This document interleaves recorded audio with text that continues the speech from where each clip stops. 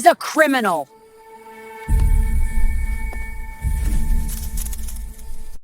The police officer's hand was resting on his holster as he spoke to me, and I could feel my heart hammering so hard I thought it might break through my ribcage. I was standing in my own driveway, holding my own Amazon package with my own name printed clearly on the label, and this officer was asking me for the third time to prove I lived at this address. Behind him, Karen Whitmore stood with her arms crossed and that smug smile on her face, watching me like I was already guilty. In that moment, with my 7-year-old daughter watching through the living room window and my hands shaking as I reached for my wallet, I understood exactly how dangerous this woman was and how close I was to becoming another statistic. This is the story of how one racist woman's obsession with proving I was a criminal backfired so spectacularly that she lost everything while trying to destroy me. What I'm about to tell you sounds like something from another era, like it couldn't possibly happen in a modern American suburb in 2022. But it did happen, and it happened to me, Dr. Marcus Williams, a 41-year-old cardiothoracic surgeon who served 8 years in the Army, owns his home outright, and has never committed a crime in his life. This is about what happens when racism hides behind HOA authority, when someone uses neighborhood safety as an excuse for racial profiling, and when one woman's hatred became so consuming that she was willing to commit actual crimes to frame someone for crimes they never committed. If you think false accusations and racial profiling are things of the past, or if you've ever wondered how far some people will go to prove their racist assumptions, you need to hear every word of what happened in Riverside Meadows. My name is Marcus Williams, and I need you to understand who I am before I tell you what happened, because my identity became the weapon Karen Whitmore tried to use against me. I'm a black man. I'm 6'3". I keep my head shaved because I started balding in my 30s and decided to just own it. I have a deep voice, and according to my wife, an intense way of looking at people that comes from years of making life or death decisions in operating rooms. I grew up in South Chicago, raised by a single mother who worked 2 jobs to keep me and my sister fed and in good schools. I was the first person in my family to go to college. I did ROTC at Northwestern to pay for medical school, then served as an army doctor for 8 years, including 2 deployments to Afghanistan, where I performed emergency surgery in conditions that still give me nightmares. I left the military in 2016 with an honorable discharge, a chest full of commendations, and enough saved up for a down payment on a house. I met my wife, Jennifer, during my residency. She's a pediatric oncologist, white, brilliant, and the kindest person I've ever known. We have 2 kids, Sophie, who was 7 when this story takes place, and Marcus Jr., who we call MJ, who was 4. In 2018, we bought a beautiful 4-bedroom house in Riverside Meadows, a planned community in suburban Sacramento, because the schools were excellent and the neighborhood looked safe and family-friendly. For 3 years, everything was fine. Better than fine. Our neighbors were friendly. Our kids played with the other kids on the block. I did my shifts at Sacramento Memorial Hospital. Jennifer did hers at Children's Medical Center, and we lived a normal, peaceful, upper-middle-class life. We were living the American dream. Then in March of 2022, Karen Whitmore moved into the house directly across the street from us, and my American dream turned into a waking nightmare. I first saw Karen on moving day, a Saturday morning when Jennifer and I were out front planting flowers in our garden beds. A moving truck pulled up across the street, followed by a silver Lexus sedan.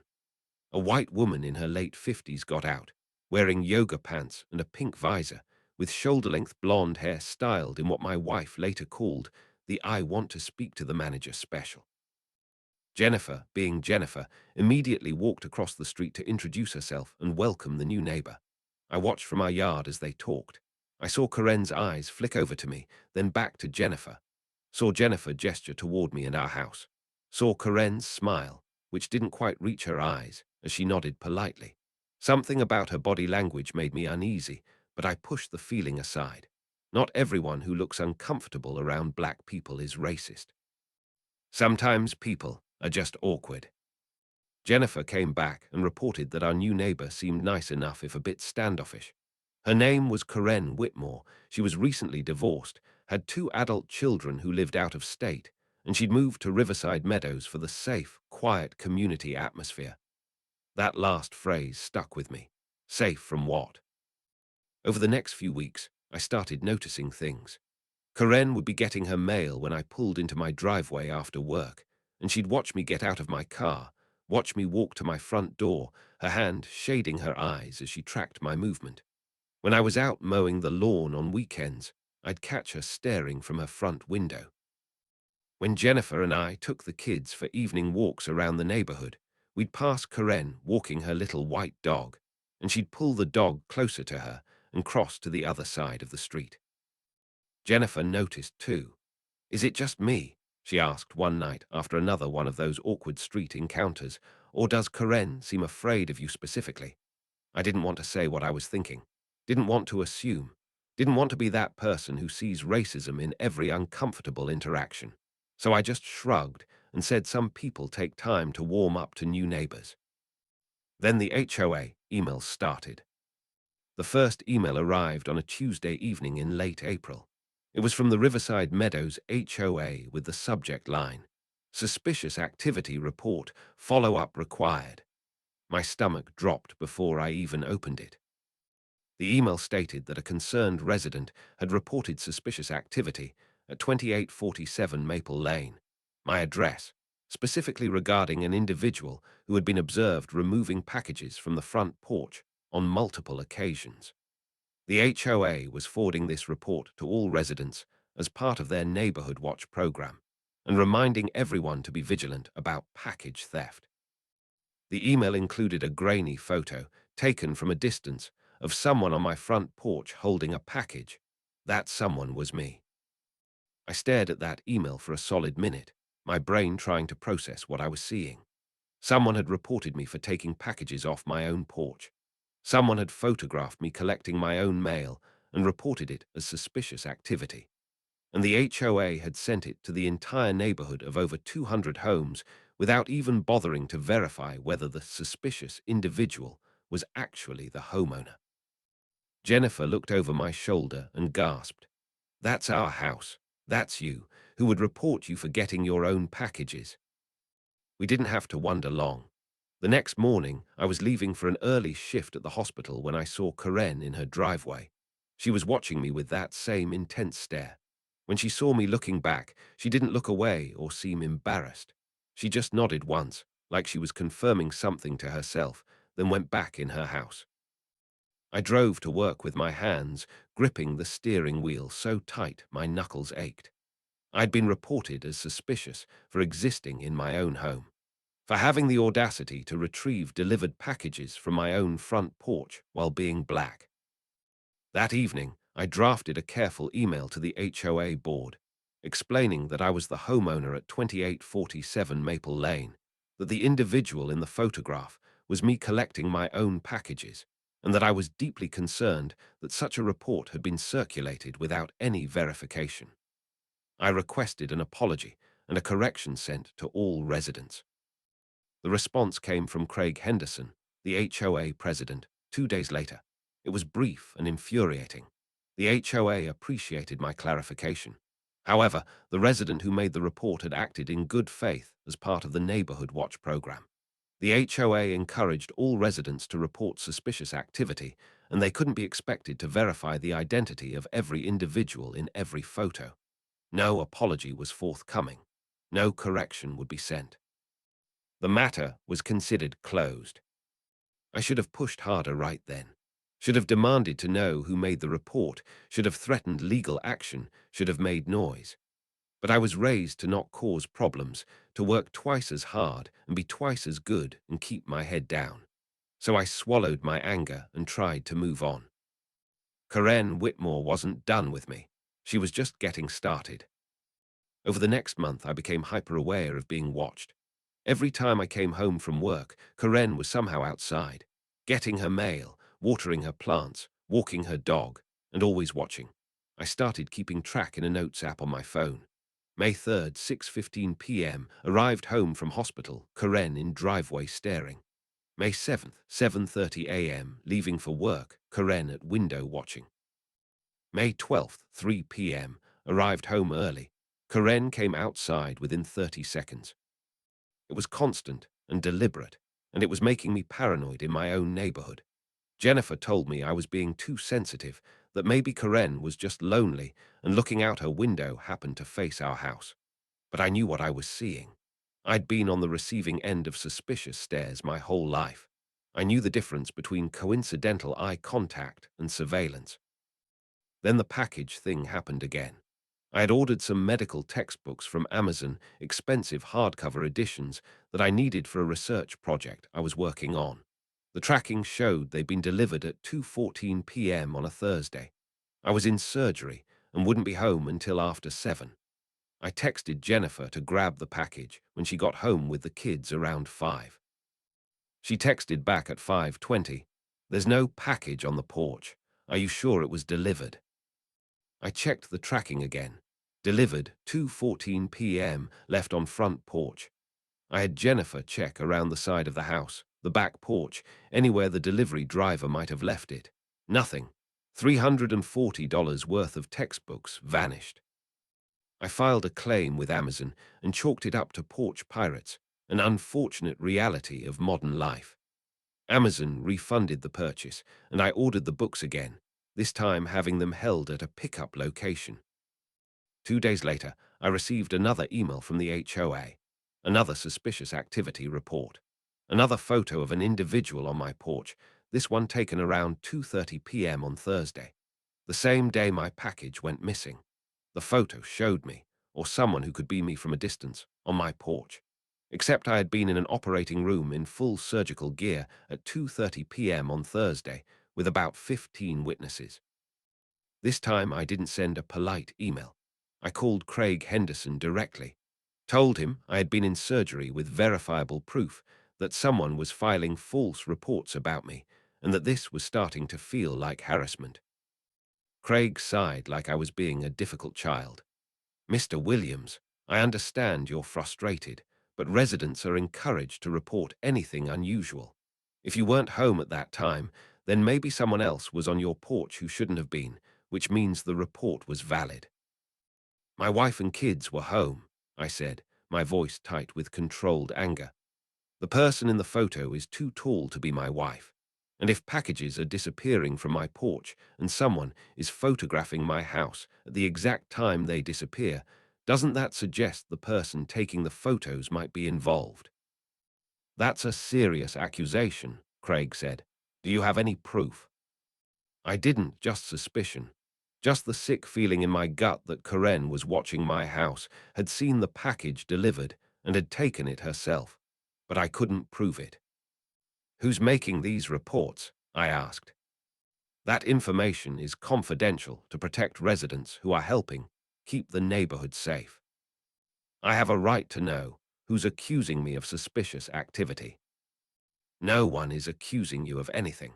They're reporting observations. If you have a complaint about a specific resident, you can file a formal grievance with the HOA board.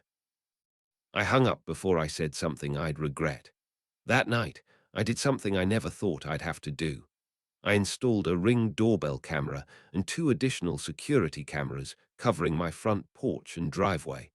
If someone was watching my house and taking my packages, I was going to catch them. The cameras changed everything. Within a week, I had my proof.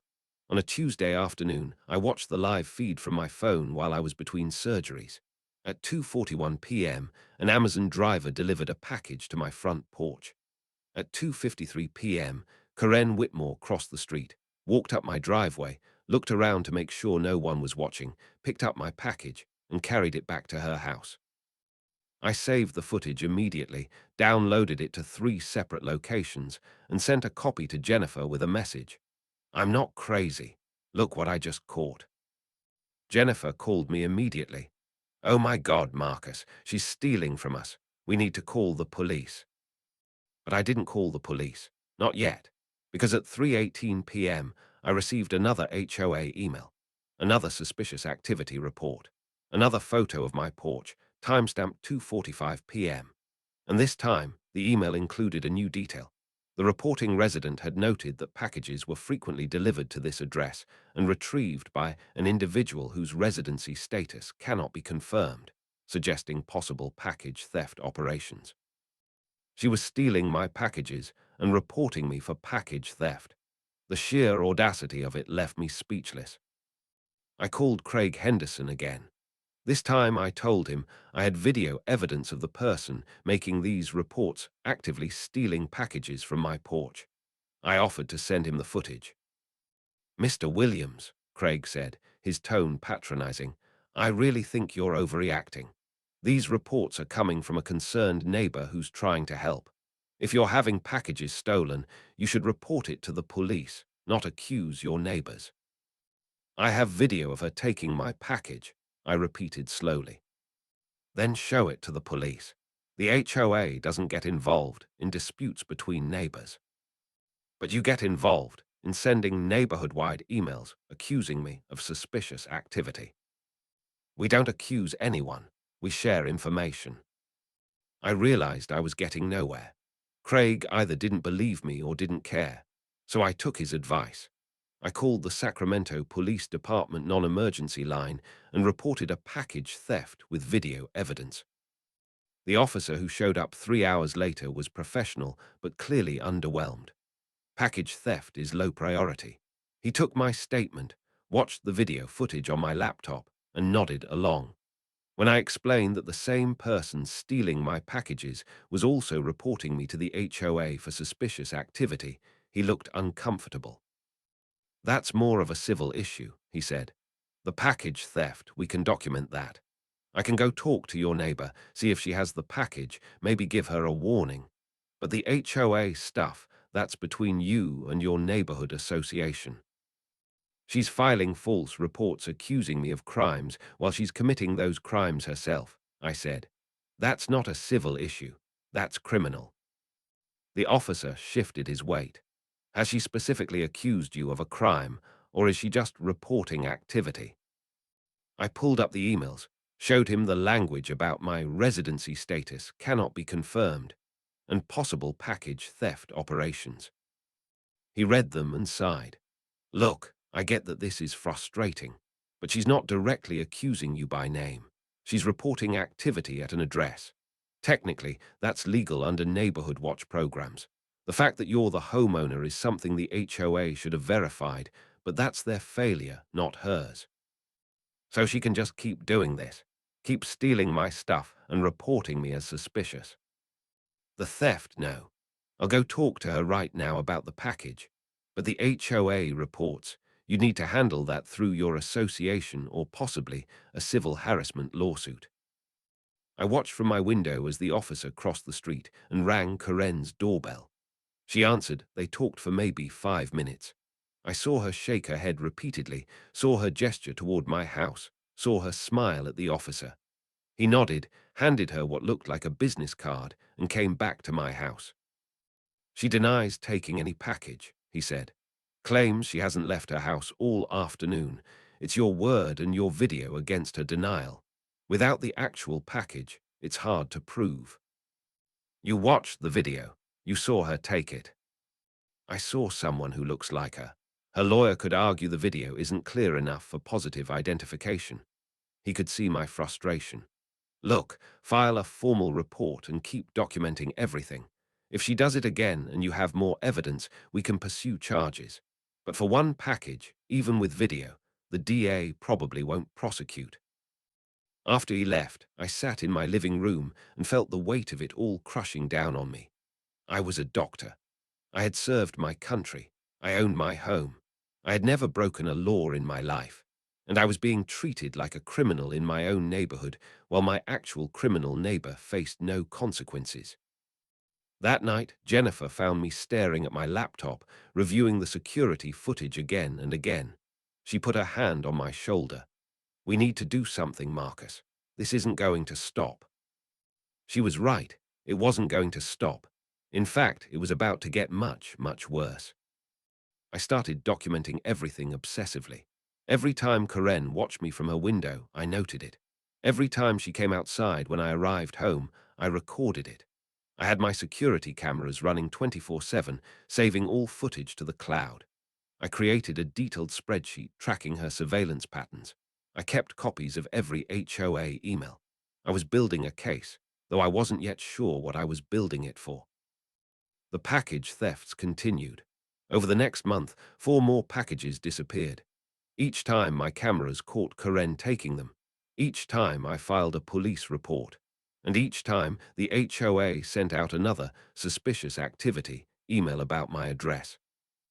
The emails were getting more specific and more damaging.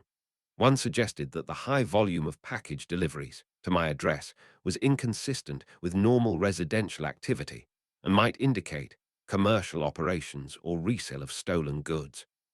Another noted that my irregular work schedule with frequent late-night arrivals was concerning to residents who value a quiet neighborhood.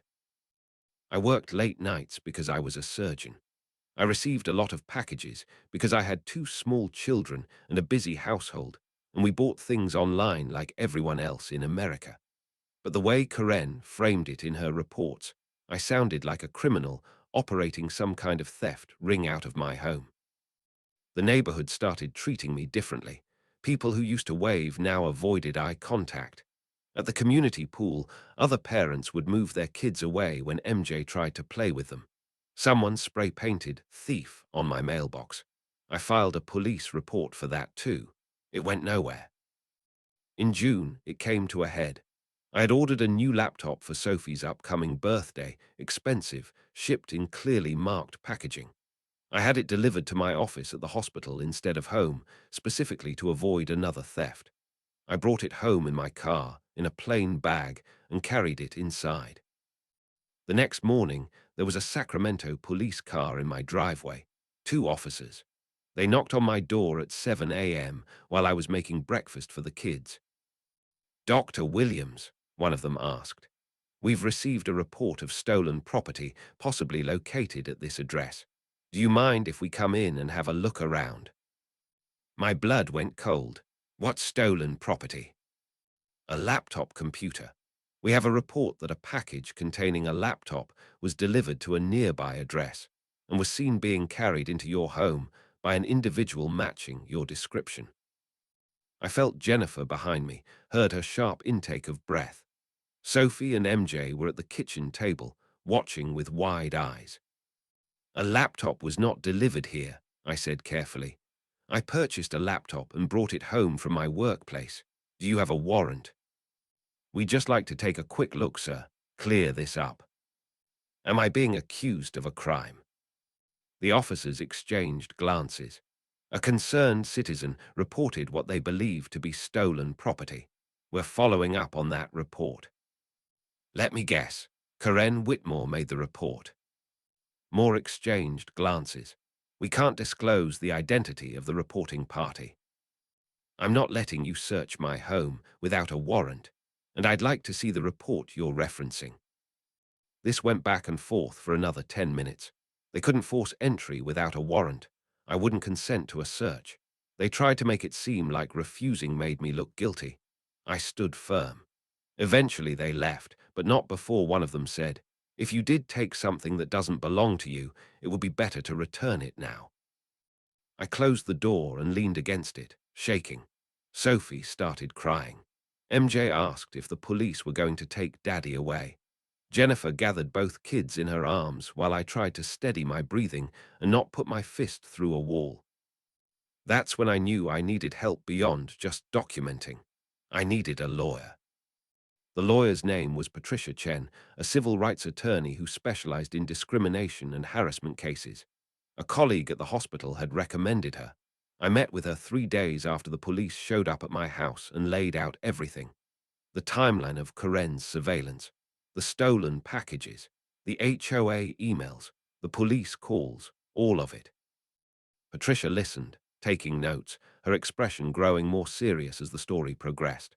When I finished, she sat back in her chair and said, "Mr. Williams, you're being subjected to targeted racial harassment.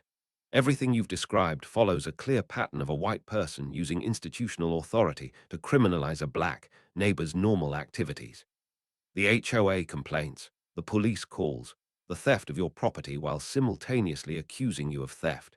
This is textbook. Can we do anything about it? We can do several things. First, I'm going to send a cease and desist letter to Karen Whitmore, putting her on notice that her behavior constitutes harassment and demanding it stop immediately. Second, I'm going to send a letter to your HOA board informing them that their distribution of these unverified, suspicious activity reports constitutes defamation and discrimination, and they need to immediately cease sending any reports related to your address. Third, we're going to file a formal harassment complaint with the Sacramento Police Department and demand they investigate the false reports. And fourth, we're going to start building a civil case for damages. I don't want money, I said. I want her to stop. I understand, but hitting her with financial consequences is often the only language people like this understand. You've suffered reputational damage, emotional distress, and you're being constructively forced out of your home by this harassment. That has monetary value in the eyes of the law. Patricia moved fast. Within a week, all the letters were sent. The cease and desist to Karen was detailed and threatening, citing specific instances of theft, harassment, and filing false police reports. The letter to the HOA board outlined their liability for distributing defamatory communications and demanded a full retraction and apology. Karen's response was to file for a restraining order against me. Her petition claimed I had been harassing her, watching her home, following her, making threatening statements, and creating a hostile environment. She claimed to be in fear for her safety. The petition was full of lies, but it was officially filed with the court, which meant I had to respond. Patricia called me the day she received the petition. "This is actually good for us," she said. "It shows consciousness of guilt.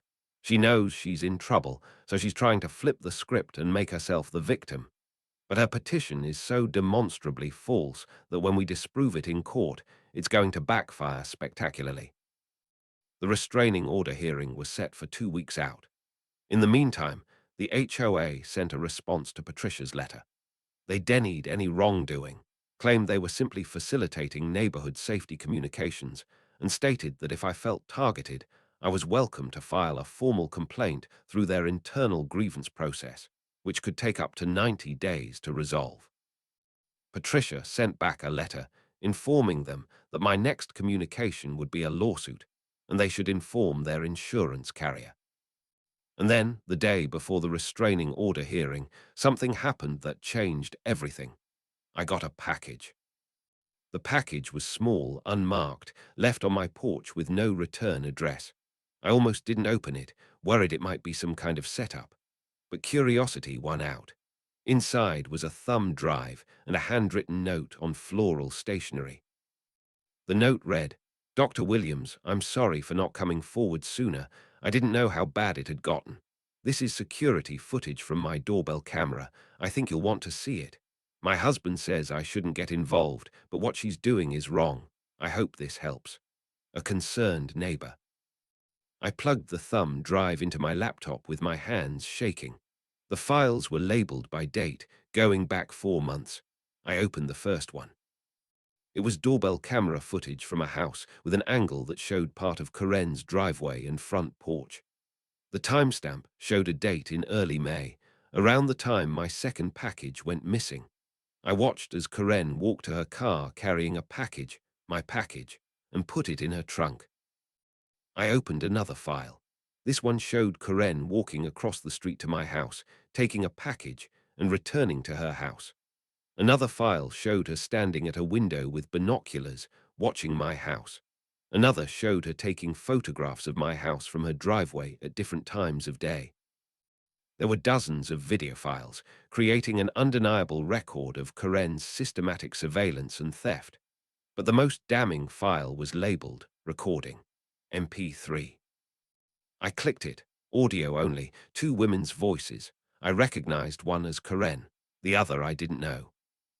Karen's voice. "I'm telling you, something is going on in that house. The husband is suspicious. You don't live in a neighborhood like this working the hours he works. And all those packages. No normal family gets that many deliveries." Unknown voice. Maybe they just shop online a lot. Karen. Or maybe they're running some kind of operation. Reselling stolen goods, drug dealing, something. I've lived in nice neighborhoods my whole life, and I know when something doesn't fit. Unknown. Have you actually seen anything illegal? Karen. I don't need to see it to know it. I have instincts about people. And I'm not going to sit back and watch this neighborhood go downhill because no one else has the courage to say what we're all thinking. Unknown. Which is what? Karen, lowering her voice, that we didn't move to Riverside Meadows to live across from people like that. There are other neighborhoods for people like them. This is supposed to be a safe, quality community. The unknown voice started to object, but Karen cut her off. I'm documenting everything. Every package, every weird hour he comes home, everything. Eventually, the police will have to investigate properly. Eventually, the HOA will have to do something. I've already gotten packages delivered to his address that were supposed to come to mine. I just tell Amazon the address was wrong, and I've reported each one. If he's getting mail that's not his, that's mail fraud. That's federal. My vision went red. She wasn't just stealing my packages randomly. She was deliberately having packages misdelivered to my address so she could steal them and report me for having them. She was manufacturing evidence of crimes. I called Patricia immediately, sent her all the files. She called me back 20 minutes later, and I could hear the smile in her voice. Marcus, this is the smoking gun. This isn't just harassment. This is conspiracy to commit fraud, theft, false reporting, and she literally admits to racial motivation. We have her dead to rights. What do? We go to the restraining order hearing tomorrow. We present this evidence, and we watch her case collapse. Then we file criminal charges and a civil lawsuit that's going to cost her everything she has. The restraining order hearing was in Sacramento County Superior Court at 9 a.m.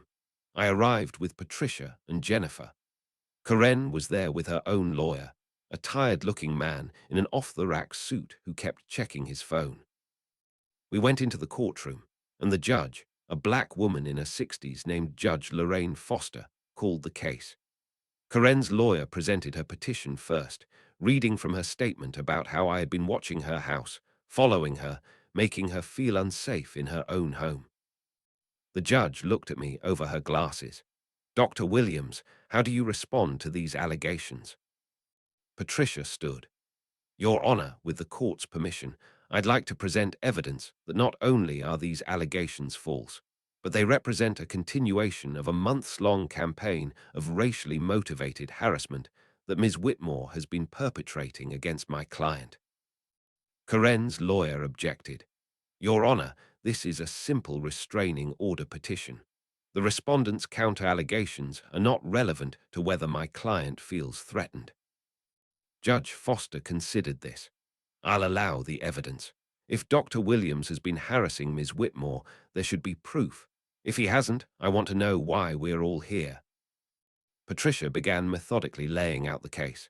The timeline of HOA complaints, the stolen packages, the police calls, the video evidence of Karen taking packages from our porch. Karen's lawyer objected repeatedly, but Judge Foster overruled him each time, her expression growing increasingly stern. Then Patricia played the audio recording. The courtroom went completely silent as Karen's voice filled the space, talking about people like that, and how the neighborhood wasn't meant for people like them, and her scheme to manufacture evidence of crimes. When the recording ended, Judge Foster looked at Karen like she was something scraped off the bottom of a shoe. Ms. Whitmore, the judge said slowly, did you make that statement? Karen's face had gone white. That recording is taken out of context. I was just concerned about neighborhood safety. Did you or did you not deliberately have packages misdelivered to Dr. Williams' address so you could take them and report him for mail fraud? I was trying to establish a pattern of a crime that you were committing. You do understand that filing false police reports is itself a crime. Karen's lawyer tried to intervene. Your Honor, my client's concerns about neighborhood safety were based on the fact that her neighbor is black. Judge Foster said, her voice sharp, which I heard her say quite clearly on that recording. This is not a case of a concerned citizen. This is a case of racial harassment using official channels as a weapon. She turned to Patricia. Counselor, has your client filed criminal charges? Not yet, Your Honor. We were waiting for the outcome of this hearing. I suggest you do so immediately. I'm not only denying Ms. Whitmore's petition for a restraining order, I'm issuing a restraining order against her, prohibiting her from coming within 100 yards of Dr. Williams, his family, or his property.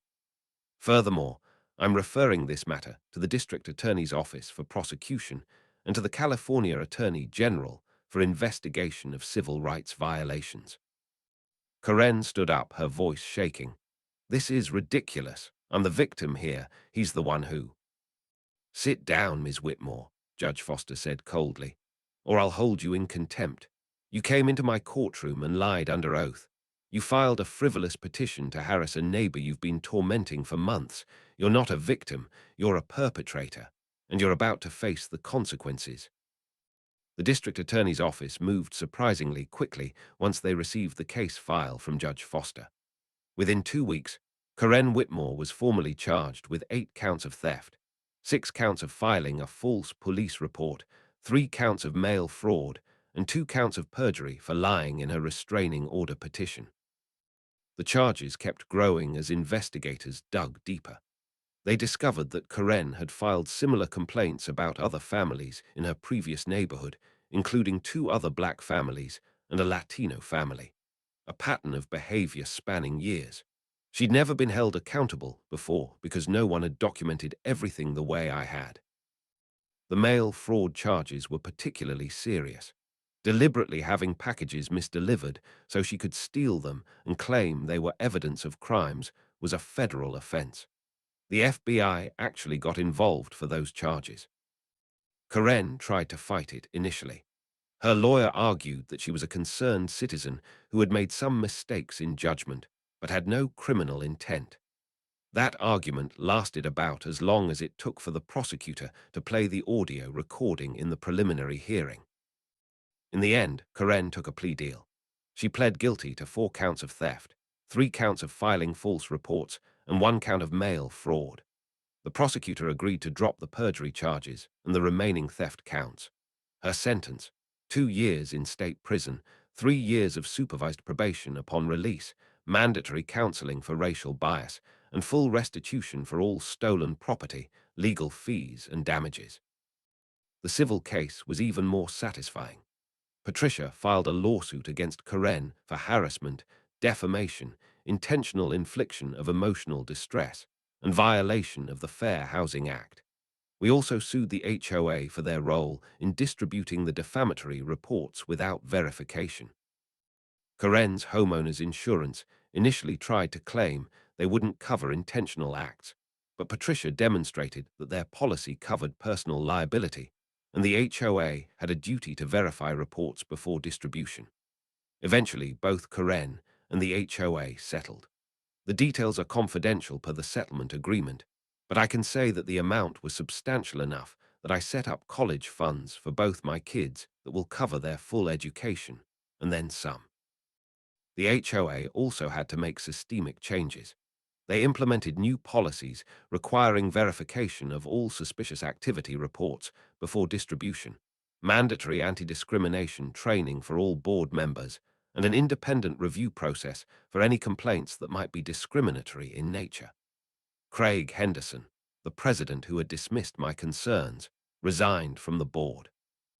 As for the criminal case, Karen served 18 months in Folsom Women's Facility before being released on parole. Her mugshot made the local news. The story got picked up by a few national outlets. She became a minor internet meme for a while, the face of HOA Karens who use neighborhood watch programs to harass minorities. But beyond the legal victories, there were personal ones that mattered more. The mysterious neighbor who had sent me the thumb drive came forward after the trial. Her name was Janet Rodriguez, and she lived 3 doors down from Karen. She apologized for not coming forward sooner, explained that her husband had been worried about retaliation, but that she couldn't stay silent after seeing the police at my door. Janet and her husband became good friends with Jennifer and me. She introduced us to other neighbors who had been uncomfortable with Karen's behavior but hadn't known what to do. Slowly, we rebuilt the sense of community that Karen had poisoned. The neighbor who had spray-painted "thief" on my mailbox came forward and apologized. He was a kid, 17 years old, who said he'd believed the HOA emails and had done it as a stupid prank. His parents made him do community service and pay for a new mailbox. I appreciated the apology more than the restitution. Other neighbors reached out too. People who had pulled their kids away from mine at the pool, who had avoided eye contact, who had believed I was somehow suspicious. They apologized. Some of the apologies felt sincere. Some felt like people covering themselves now that I'd won. I accepted them all with grace because Jennifer reminded me that holding grudges would only hurt me. Sophie's birthday came around, and we threw her party at our house like we'd planned. Nearly 20 kids showed up. Parents stayed and chatted. It felt normal again. Sophie got her laptop and was thrilled. MJ got to play with the other kids without anyone pulling them away. It was healing. The most unexpected victory came from the hospital. My department chair called me into his office a few months after the trial concluded. I was nervous, worried that somehow the negative publicity had reflected badly on the hospital. Instead, he told me that the hospital board had been following my case and were appalled at what I'd endured. They wanted to do something to acknowledge it. They created a new position, Director of Diversity and Inclusion for Sacramento Memorial Hospital, and they offered it to me. It would mean fewer surgical hours, more administrative work, and a focus on ensuring that other healthcare professionals of color never faced discrimination within the hospital system. It was a chance to turn my nightmare into something meaningful. I took the position. I still do surgeries 3 days a week, but the rest of my time is spent working on policies, training programs, and support systems. It's rewarding in a different way than surgery. It feels like I'm fixing systemic problems instead of individual ones. Jennifer and I had long conversations about whether we should move, whether Riverside Meadows would ever feel like home again after everything. In the end, we decided to stay. Running away felt like letting Karen win even though she'd lost. This was our home. Our kids' friends were here. Our lives were here. We weren't going to be driven out. It's been 2 years since Judge Foster denied Karen's restraining order and referred her for prosecution. Life in Riverside Meadows is peaceful now. Karen's house sold while she was in prison, bought by a lovely gay couple with a toddler who we've become close with. The new HOA board actually functions like it's supposed to, focusing on maintaining common areas and organizing community events rather than policing residents. I still have the security cameras up, probably always will. Some things change you, make you more cautious, but I don't check them obsessively anymore. Don't feel like I'm being watched in my own home. The hypervigilance has faded. Sophie is 9 now, thriving in school with friends who come over regularly. MJ is 6 and completely forgot that any of this happened. Kids are resilient that way. Jennifer and I are doing well, our relationship actually strengthened by going through this together. I still think about that moment sometimes, standing in my driveway with the police officer's hand near his holster, holding my own package with my own name on it, having to prove I belonged in my own home. I think about how close I came to being arrested, to having my kids see their father handcuffed, to becoming another black man criminalized for existing.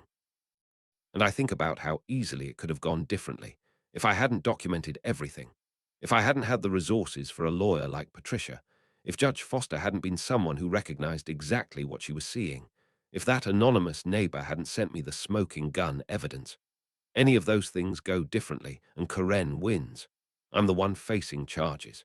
My career is destroyed. My family is traumatized. That's the scary part. Not that it happened, but how easily it could happen to anyone who doesn't have the resources or documentation or luck to fight back. The experience changed my perspective on a lot of things.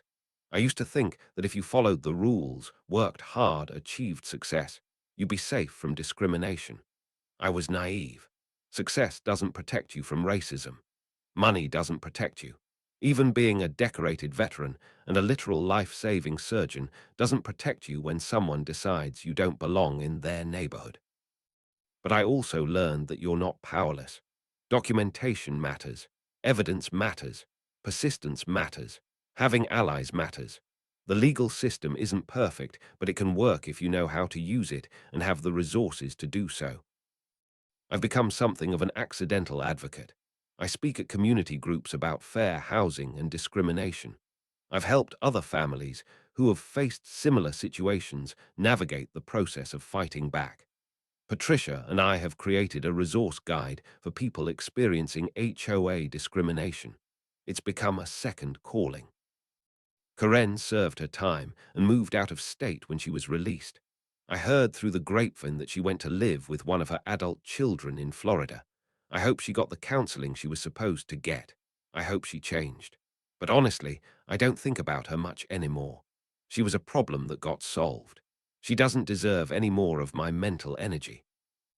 What I think about instead is how to make sure the next black family who moves into a predominantly white neighborhood doesn't have to go through what I went through. How to make HOA boards accountable. How to train police officers to recognize weaponized 911 calls and false reports. How to build communities where everyone actually belongs. That's the victory that matters. Not just that Karen faced consequences, but that the system changed, even if only a little bit, to make it harder for the next Karen to do the same thing. If you're experiencing racial harassment in your neighborhood or through your HOA, please know that you're not alone and you're not powerless. Here's what I learned that might help you. Document everything. I cannot stress this enough. Every email, every interaction, every incident. Dates, times, witnesses. Take photos and videos. Save everything to multiple locations, including cloud storage. Documentation is your most powerful tool. Install security cameras if you can afford them. They paid for themselves 1,000 times over in my case. Video evidence is hard to argue against. Make sure they cover all angles of your property where someone might trespass or create false evidence. Know your rights. Read your HOA bylaws completely. Understand what authority they actually have versus what they claim to have. Look up your state's fair housing laws. Many states have specific protections against discriminatory HOA actions. Find a lawyer who specializes in civil rights or fair housing. Many will do free initial consultations. Some work on contingency, meaning they don't get paid unless you win. Don't assume you can't afford legal help without at least exploring options. Build alliances with neighbors. You're probably not the only one who's uncomfortable with what's happening. I was shocked by how many neighbors came forward once they knew others felt the same way. There's safety and power in numbers. Report to proper authorities. File police reports for theft, trespassing, or threats, even if you don't think anything will happen immediately. Create an official record. Report fair housing violations to HUD, the Department of Justice, and your state's Attorney General. Don't suffer in silence. Tell people what's happening. Tell friends, family, co-workers, post in community groups. The shame belongs to the perpetrators, not the victims. Silence protects abusers. Take care of your mental health. This kind of harassment is exhausting and traumatic. Talk to a therapist. Lean on your support system. Don't let it consume you even as you fight it. And finally, don't give up. Don't move out unless you genuinely want to. Don't let them win by driving you from your home. You have every right to be there. Stand your ground. The system isn't perfect. Justice isn't guaranteed. But it's more possible than you might think, especially when you have evidence, persistence, and people who stand with you. Karen thought she could use the HOA and the police to force me out of my neighborhood. Instead, she ended up in prison, and I'm still here, thriving. Your story might be different, but you deserve the same outcome. To live peacefully in your home without harassment, discrimination, or fear. Fight for that. You're worth it.